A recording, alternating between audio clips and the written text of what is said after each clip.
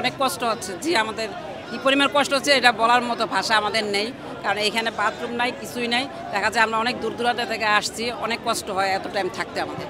তারপরে 20% বাড়ি ভাড়া, মানে এটা কিছুই না। কি কত টাকা হবে বাড়ি ভাড়া? এখন 10-20 হাজারের নিচে কোনো বাড়ি ভাড়াই নেই। তারপর মেডিকেল ভাতা যেটা দিচ্ছে আমাদের, একজন ডাক্তার দেখা যায় 1000 টাকার নিচে ভিজিট নেই। বাংলাদেশের একমাত্র স্মার্ট সিটি বসুন্ধরা এখন আরো নিরাপদ, আধুনিকতায় আরো এক ধাপ এগিয়ে। 1500 টাকা কি হবে ভিজিট দেখা? ওষুধ কোথায়, বাকি জিনিস কোথায়? আমাদের 20,000 টাকা তো আপনি বেতনই পান। জি, 20,000 টাকা বাড়ি ভাড়া। আমি বলতেছি যে 20,000 টাকা তো বাড়ি ভাড়াও হয় না। আর বেতন যদি 20,000 টাকা হয়, বাড়ি ভাড়া দিয়ে আর থাকে কি আমাদের? তারপরে আমাদের বাচ্চা কাচ্চা নিয়ে, ফ্যামিলি নিয়ে চলাটা অনেক কষ্ট হচ্ছে না?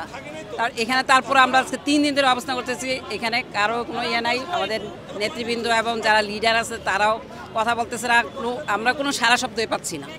যে আমাদের যে এত টিচার, লাখ লাখ টিচার আসতেছে এখানে, এর জন্য কোনো সারা বা কিছু তো আমরা কোনো সারা শব্দ পাচ্ছি না, যার কারণে আমরা চাই এখনও আমরা অবস্থান করতেছি যে আমরা 20% বাড়ি ভাড়া আর 1500 টাকা চিকিৎসা ভাতা নিয়ে আমরা ফিরবো বাড়িতে। এটাই নিয়ে আমরা এখানে বসে আছি।